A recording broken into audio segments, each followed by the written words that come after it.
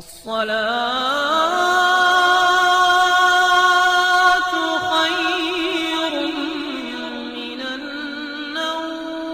السلام علیکم ورحمۃ اللہ وبرکاتہ۔ پیارے دوستو، یہ شہر یروشلم کا ایک کوئی ویران اور خاموش علاقہ تھا جہاں ہزاروں مردوں کی ہڈیاں دو پہاڑوں کے درمیان بچھی ہوئی تھی۔ ایک بزرگ پہاڑ کی ایک اونچی چوٹی پر کھڑے تھے اور اللہ کی بارگاہ میں ہاتھ اٹھائے دعا میں مصروف تھے۔ ہر مخلوق اس منظر کو حیرت زدہ ہو کر دیکھ رہی تھی کہ اچانک ہواؤں میں خنکی بڑھنے لگی اور میدان میں بکھری ہڈیاں حرکت میں آ گئی۔ ان بوسیدہ ہڈیوں میں گویا جان آ گئی اور وہ آپس میں جڑنے لگی۔ موت کی یہ خوفناک وادی میں ایسا کیا ہوا جو قوم بنی اسرائیل کے لیے عبرت کا نشان بن گئی؟ وہ بزرگ کون تھے جن کی دعا سے یہ معجزہ پیش آیا؟ آج ہم اس ویڈیو میں حضرت حزقیل علیہ السلام، پیارے دوستو، حضرت حزقیل علیہ السلام ایک نیک، صابر اور برگزیدہ نبی تھے۔ حضرت حزقیل علیہ السلام کے والد کا نام بوزائے حاکم تھا، جبکہ بعض نے لکھا کہ آپ حضرت برمیہ علیہ السلام کے بیٹے تھے۔ عبرانی زبان میں حزقیل کے معنی اللہ کی قدرت کے ہوتے ہیں۔ بعض علماء نے قرآن مجید میں موجود نام ذوالکفل کو حضرت حزقیل کا دوسرا نام قرار دیا ہے۔ حضرت حزقیل کی بعثت کا زمانہ 662 قبل مسیح کا ہے۔ روایتوں میں پتہ چلتا ہے کہ آپ علیہ السلام ابھی بچے تھے کہ والد کا انتقال ہو گیا۔ جب آپ کی بعثت کا زمانہ قریب آیا، والدہ بہت زیادہ ضعیف اور بوڑھی ہو چکی تھی، اس لیے بنی اسرائیل کے لوگ آپ کو ابن العجوز یعنی بوڑھیا کا بیٹا کہہ کر پکارتے تھے۔ حضرت زکریا اور حضرت موسیٰ علیہ السلام کے تیسرے خلیفہ تھے جو منصب نبوت پر سرفراز کیے گئے تھے۔ حضرت موسیٰ کی وفات کے بعد آپ کے خلیفہ اول حضرت یوشع بن نون ہوئے۔ ان کے بعد حضرت کالب بن یحییٰ نے بنی اسرائیل کی امامت کی اور پھر ان کے بعد حضرت حزقیل علیہ السلام حضرت موسیٰ کے جانشین اور نبی ہوئے۔ دراصل حضرت موسیٰ علیہ السلام سے حضرت عیسیٰ علیہ السلام تک کے اس طویل عرصے میں اللہ نے بنی اسرائیل میں بہت سارے پیغمبروں کو مبعوث فرمایا جن کی درست تعداد کا علم صرف اللہ عز و جل کو ہے۔ ان میں سے چند پیغمبروں کا تذکرہ قرآن مجید میں ہے، بعض کا تفصیل سے تو کچھ کا مختصراً ذکر ہوا ہے۔ لہٰذا حضرت یوشع اور حضرت حزقیل علیہ السلام کا نام قرآن مجید میں موجود رہی ہیں۔ البتہ بعض واقعات کے ضمن میں ان نبیوں کا ذکر احادیث اور اقوال میں ملتا ہے۔ حضرت حزقیل علیہ السلام کی نبوت کے عہدے پر فائز ہوئے تو بنی اسرائیل میں سرکشی اور نافرمانی عام تھی۔ جھوٹ، منافقت، رشوت خوری، حسد، کینہ معاشرے میں سرایت کر چکی تھی۔ لوگ بے حیائی اور بدکاری پر فخر کیا کرتے تھے، ظلم و جبر کر کے خوش ہوتے تھے، باپ دادا کے رسم و رواج مذہب بن چکی تھی۔ قوم اتنے فرقوں میں بٹ گئی تھی کہ ان کا شمار ممکن نہ رہا تھا۔ اس بدترین معاشرے میں حضرت حزقیل علیہ السلام نے توحید کا پرچم بلند کیا۔ آپ نے اپنی قوم کے لوگوں کو سچائی اور راست بازی کی تعلیم دی اور لوگوں کو صراط مستقیم پر چلنے کی ہدایت کی، لیکن واعظ و نصیحت کا اور تبلیغ کا ان لوگوں پر مطلق اثر نہ ہوا اور وہ اپنی روش پر قائم رہے۔ لہٰذا آپ نے بنی اسرائیل پر آنے والے عذاب اور ہولناک تباہی سے انہیں آگاہ کیا۔ بائبل میں آپ سے منسوب صحیفہ حزقیل موجود ہے جو بائبل کی آخری کتاب ہے۔ صحیح حزقیل میں آپ کی پیشین گوئی تفصیل سے موجود ہے۔ سن 550 قبل مسیح میں بابل کے بادشاہ بخت نصر نے بیت المقدس پر حملہ کر دیا، لہٰذا خوف زدہ ہو کر قلعہ بند ہو گئے۔ حضرت حزقیل علیہ السلام کا خیال تھا کہ بنی اسرائیل کی تباہی ان کے لیے بطور سزا اور سبق ہے جو خدا کی طرف سے دی گئی ہے۔ اپنے تو توبہ پر زور دیتے ہوئے اپنی قوم کے لوگوں سے کہا، سو توبہ کرو اور اپنی ساری بدکاری سے باز آ جاؤ۔ سارے برے کام جنہیں کر کے تم گنہگار ہوتے ہو خود سے جدا کر کے پھینک دو اور اپنے لیے ایک نیا دل اور نئی روح پیدا کرو۔ مہینوں تک یہ محاصرہ جاری رہا۔ آخر کار مجبور ہو کر ایک رات لوگ شہر سے نکل کر بھاگ گئے۔ بخت نصر کی فوجوں نے ان کا پیچھا کر کے ان کو قتل کر دیا۔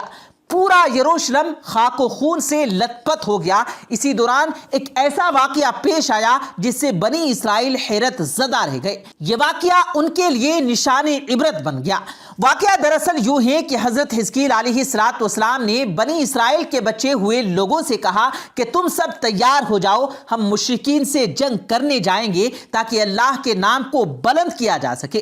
بنی اسرائیل نے جب جنگ و جہاد کی بات سنی تو اپنی جانوں کے خوف سے بھاگ کھڑے ہوئے اور آبادی سے دور ایک وادی میں جا کر قیام پذیر ہو گئے اور دو پہاڑوں کی گھاٹیوں کے درمیان رہنے لگے۔ اللہ تبارک و تعالیٰ کو ان لوگوں کی یہ حرکت بہت زیادہ ناپسند ہوئی، چنانچہ اللہ نے ایک عذاب کے فرشتے کو اس جنگل میں بھیج دیا جس نے ایک پہاڑ کی آڑ میں چھپ کر اور چیخ مار کر بلند آواز سے یہ کہا کہ تم سب مر جاؤ۔ اس بھیانک چیخ کو سن کر سب کے سب لوگ وہیں مر گئے، جن کی تعداد تقریباً 70,000 تھی۔ ان مردوں کی تعداد اس قدر زیادہ تھی کہ لوگ ان کے کفن و دفن کا کوئی انتظام نہ کر سکے اور ان مردوں کی لاشیں کھلے میدان میں بے گور و کفن یوں ہی پڑی رہ گئی۔ کچھ عرصے بعد یہ لاشیں اسی طرح پڑی رہنے کی وجہ سے سڑنے گلنے لگی اور بے انتہا بدبو سے پورا جنگل بلکہ اس کی طرف اطراف میں بدبو پیدا ہو گئی۔ کچھ لوگوں نے ان کی لاشوں پر رحم کھا کر چاروں طرف سے دیوار اٹھا دی تاکہ یہ لاشیں درندوں سے محفوظ رہیں۔ کچھ دنوں کے بعد حضرت حزقیل علیہ السلام کا اس جنگل میں ان لاشوں کے پاس سے گزر ہوا تو اپنی قوم کے 70,000 انسان کی اس موت ناگہانی اور بے گور و کفن لاشوں کی فراوانی دیکھ کر رنج و غم سے ان کا دل بھر آیا۔ آپ دیدہ ہو گئے اور اللہ کے دربار میں دکھ بھرے دل سے گڑ گڑا کر دعا مانگنے لگے کہ یا اللہ، یہ میری قوم کے لوگ تھے جو اپنی نادانی سے یہ غلطی کر بیٹھے کہ موت کے ڈر سے شہر چھوڑ کر جنگل میں آ گئے۔ یہ سب میرے شہر کے باشندے ہیں، ان لوگوں سے مجھے محبت تھی اور یہ لوگ میرے دکھ اور سکھ کے شریک تھے۔ افسوس کہ میری قوم ہلاک ہو گئی اور میں بالکل اکیلا رہ گیا۔ اے میرے محبوب، اے میرے رب، یہ وہ قوم تھی جو تیری تعریف کرتی تھی، یہ تیری توحید کا اعلان کرتی تھی اور تیری کبریائی کا خطبہ پڑھا کرتی تھی۔ اب بڑے سوز دل کے ساتھ میں دعا میں مشغول تھے کہ اچانک آپ پر یہ وحی اتر پڑی کہ اے حزقیل، آپ ان بچھی ہوئی ہڈیوں سے فرما دیجئے کہ اے ہڈیوں، بے شک اللہ تم کو حکم دیتا ہے کہ تم اکٹھا ہو جاؤ۔ یہ سن کر بکھری ہوئی ہڈیوں میں حرکت پیدا ہوئی اور ہر آدمی کی ہڈیاں جمع ہو کر ہڈیوں کے ڈھانچے بن گئے۔ پھر وہی آئی کہ اے حزقیل، آپ فرما دیجئے کہ اے ہڈیوں، تم کو اللہ کا یہ حکم ہے کہ تم گوشت پہن لو۔ یہ کلام سنتے ہی فوراً ہڈیوں کے ڈھانچوں پر گوشت پوشت بھی چڑھ گئے۔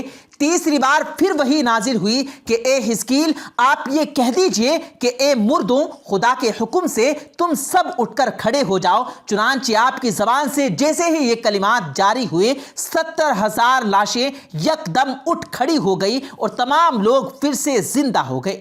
پھر یہ سب لوگ جنگل سے روانہ ہو کر اپنے شہر میں آ کر دوبارہ آباد ہوئے اور اپنی عمر کی مدت تک زندہ رہے۔ لیکن ان لوگوں پر اس موت کا نشان اتنا باقی رہ گیا کہ ان کی اولاد کے جسموں سے سڑی ہوئی لاش کی بدبو برابر آتی رہی۔ چنانچہ یہ اثرات آج تک ان یہودیوں میں پائے جاتے ہیں جو ان لوگوں کی نسل سے باقی رہ گئے تھے۔ حضرت حزقیل علیہ السلام اور موت کے اس وادی سے متعلق اس واقعے میں ہمارے لیے ایک عظیم پیغام موجود ہے کہ موت سے فرار ممکن نہیں، اس کا ایک وقت متعین ہے جس میں لمحوں کی بھی کمی یا زیادتی کی گنجائش نہیں۔ جیسا کہ اللہ تبارک و تعالیٰ نے فرمایا کہ ہر جاندار کو موت کا مزہ ضرور چکھنا ہے۔ موت و حیات تقدیر الہی کے تابع ہے اور تقدیر الہی کے مقابلے میں کوئی تدبیر کارگر نہیں ہو سکتی۔ سورۃ الانعام میں اللہ تعالیٰ نے فرمایا، تم جہاں بھی جاؤ گے وقت مقررہ پر موت تمہیں جا پکڑے گی، چاہے تم مضبوط قلعوں میں ہی کیوں نہ رہ رہے ہو۔ اللہ تعالیٰ ہم سب کو نیک اعمال کرنے، برائی سے بچنے اور بچانے کی توفیق عطا فرمائے۔ آمین ثم آمین۔ پیارے دوستو، امید کرتے ہیں آپ کو آج کی ہماری یہ ویڈیو ضرور پسند آئی ہوگی۔ اگر آپ کو یہ ویڈیو پسند آیا ہو تو اس ویڈیو کو دل سے لائک کریں اور زیادہ سے زیادہ لوگوں تک اس ویڈیو کو ثواب کی نیت سے شیئر کریں، اور اس ویڈیو کے بارے میں آپ کی کیا رائے ہے کمنٹ سیکشن میں اپنی رائے کا اظہار ضرور دیں، اور مزید اسی طرح کی روز کی ویڈیو پانے کے لیے ہمارے چینل کو ضرور سبسکرائب کریں۔ ملتے ہیں پھر ایک نئی ویڈیو کے ساتھ، تب تک کے لیے اللہ حافظ۔